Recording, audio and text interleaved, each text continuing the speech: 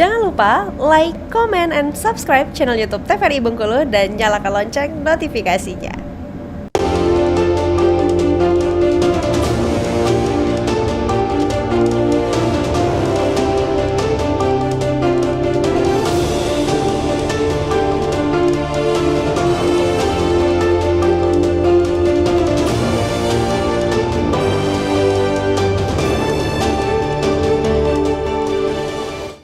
Ya pemirsa, Anda kembali menyaksikan Berendo TVRI Bengkulu edisi hari ini dengan tema netralitas ASN dalam pemilu kada. Dan tentunya kita masih bersama dengan kedua narasumber kita.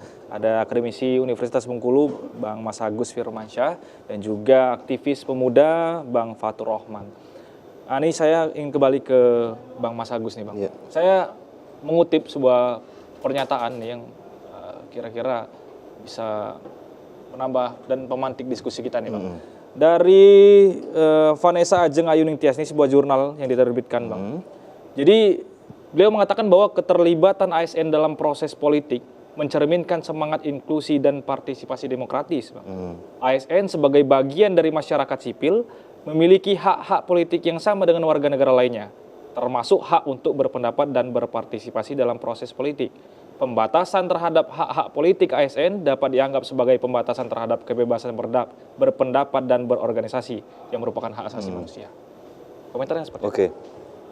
Tadi kan saya menyebut ada landasan historis sebagai background, latar belakang kenapa kemudian di era reformasi ASN itu ditempatkan dalam posisi yang dianggap harus prinsip netral. Nah, untuk menjawab itu saya harus melihat ada landasan filosofis yang penting bahwa ASN sebagai profesi, kewenangan dan otoritas itu melekat sekaligus karena dia punya kewenangan untuk menggunakan instrumen yang namanya perbendaharaan negara. Nah, inilah yang kemudian menyebabkan kenapa posisi netralitas itu dipandang oleh konstitusi harus dilekatkan kepada ASN. Bayangkan kalau ASN dibebaskan, apa yang akan terjadi? Ketika incumbent dengan posisi sebagai cagup atau calon wali kota, yang kemudian dia ikut berkompetisi lagi, maka bayangkan apa yang terjadi dengan ASN ketika dia tidak dibuat secara konstitusi harus netral.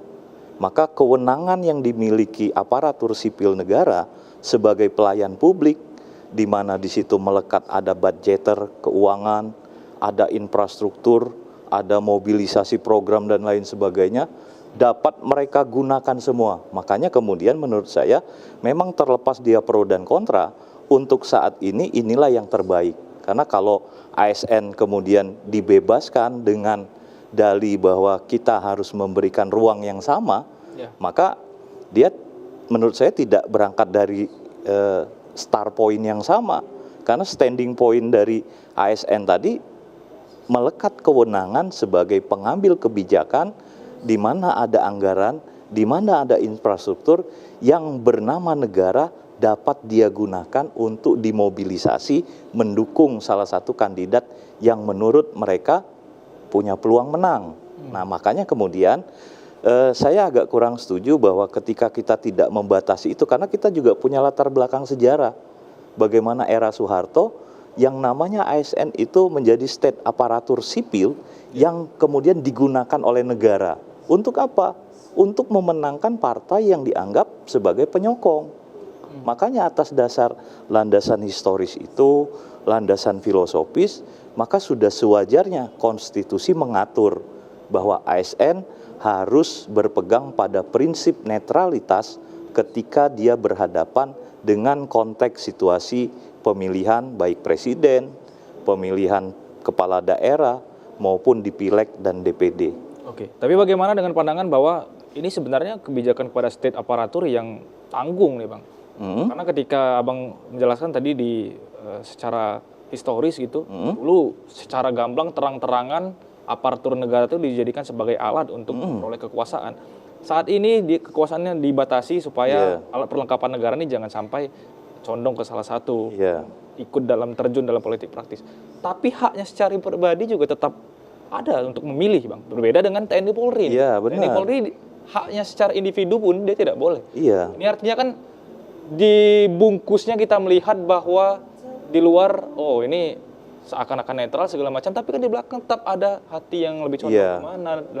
Artinya ini bisa diselesaikan dan diobrolkan di belakang layar sebetulnya. Tetap Seperti itu. inilah bagian dari proses trial error kita berdemokrasi. Secara prosedural kita memang sudah mengarah ke satu sistem demokrasi.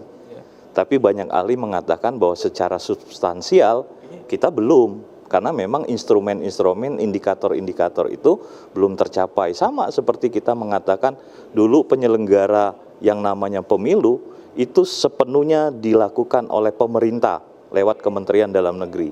Lalu kita berpikir ada lembaga ad hoc yang seharusnya menjadi penyelenggara pemilu dan pengawas yang kita anggap independen. Tapi kenyataannya apa? Sedari awal menentukan komisioner yang akan duduk, bukankah itu sudah ada gerasak-gerusuk kepentingan politik? Karena dia produk politik. Nah, lagi-lagi proses ini menurut saya bagian dari kita berdemokrasi untuk menuju ke demokrasi yang lebih substantif. Iya. Nah, prosedurnya mau tidak mau inilah bagian dari konsolidasi demokrasi. Sehingga ketika kita anggap ASN ada konstitusinya sudah mengatur itu, tapi kenyataan di lapangan apa yang terjadi? Apakah betul-betul netral? Tidak ada jaminan bahwa ternyata ketika pada ruang-ruang publik yang bernama teknis pelaksanaan, ASN itu bergerbong-gerbong, sengaja membentuk gerbong untuk menggantungkan harapannya ke salah satu kandidat. Oke, Itu yang terjadi. Oke, ini menarik, kita akan Iya. lanjutkan nantinya, tapi saya yang ke Bang Fatur Rahman terlebih dahulu nih Bang. Ini kan seperti apa kalau tanggapan Abang ini, kebijakannya tanggung ini. Kita ingin netral tapi secara hak individual untuk memilih tetap diberikan kewenangan. Artinya kan akan ada obrolan-obrolan di belakang sebenarnya yang akan mempengaruhi juga netralitas dalam pemilihan. Jadi sebenarnya gini, sistem-sistem itu kan semakin terus diperbaiki dari masa ke masa. Nggak ada pengawas, diadakan pengawas. Artinya kan kalau misalnya kok katanya tanggung tadi kan, kepalangan terang-terangan. Nah kalau terang-terangan balik lagi seperti masa Orde Baru ya. baru itu. Artinya kalau sekarang tuh ya adalah sedikit-sedikit budaya malu lah. Munculkan budaya malu dalam diri ASN. Dari mana gajinya, dari mana alat-alatnya. Kemudian jangan kemudian alat atau instrumen ini justru menjadikan sebagai kepentingan-kepentingan tertentu, sehingga memunculkan berbagai macam konflik nantinya.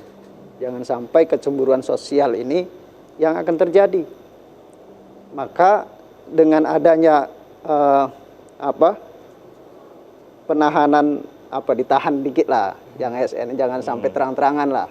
Kalau terang-terangan ya jelas-jelas mohon maaf, kandidat yang tidak pada instrumen negara jelas kalah. Kan begitu Pak dosen? Iya. Pasti kalah.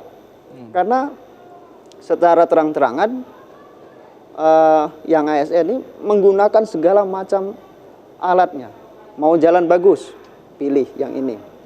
Kalau nggak pilih ini, nanti ya mohon maaf, jalannya ya terus karutulah. Kira kan seperti itu masyarakat kita di bawah.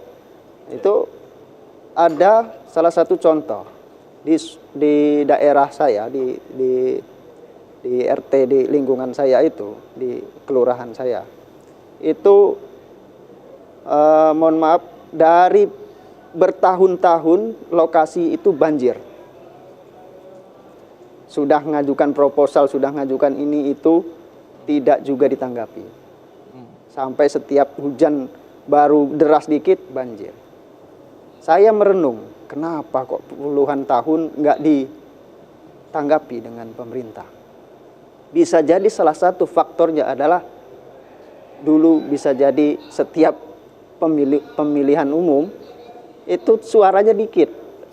Nah kalau ini menjadikan kepentingan, kan yang terzolimi warga bertahun-tahun merasakan banjir karena tidak milih si A. Padahal tidak bisa seperti itu. Jadi nanti kalau memang tidak dibatasi ini antara ASN harus netral atau tidak netral, ini nanti mengkhawatirkan menjadi kepentingan tertentu, sehingga kecemburuan sosial itu ada. Oke, kalau seperti itu kepalang supaya lebih netral lagi kan, secara formil dan juga substansial, Ya, hilangkan saja hak untuk memilih bagi aparatur negara kalau seperti itu kan. Artinya baik di depan ataupun di belakang dalam tanda kutip nih. Ya. Artinya juga mereka tidak ada kepentingan apapun di kontestasi pemilihan, baik pemilihan umum siapapun itu dan termasuk di pemilu kada ini. seperti TNI Polri begitu ya. Iya, disamakan dengan TNI Polri. Palangan seperti itu. Iya. Gimana kalau pendapat Abang? Tapi kalau pandangan saya masih ada budaya malu tadi sebenarnya. Harus ada budaya malu itu tadi.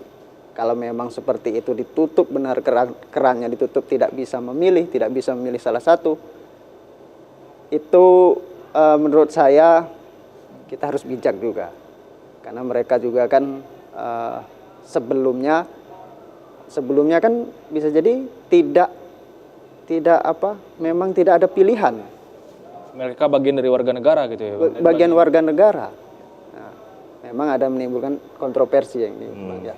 Karena kalau misalnya benar-benar ditutup kerannya, nanti khawatir nanti katanya nanti akan menimbulkan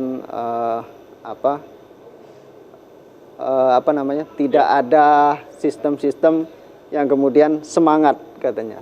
Tapi bagus juga bila perlu ditutup keran, tapi dengan cara harus diatur lah, undang-undangnya ini harus diatur lagi. Jangan sampai justru menimbulkan kontroversi, mereka harusnya di balik layar malah di depan layar. Oke, jadi memang ini jadi suatu problematika yang kompleks ya Bang dalam menghadapi ini, karena banyak pandangan juga yang mengatakan ini sebagai sebuah kebijakan untuk melibatkan atau tidak melibatkan ASN dalam politik praktis ini menjadi satu hal yang cukup hangat untuk diperbincangkan, termasuk perbincangan kita hari ini. Kita harus jeda terlebih dahulu, kita akan melanjutkan di segmen berikutnya. Pemirsa jangan kemana-mana, tetap di Brendo TVRI Bengkulu.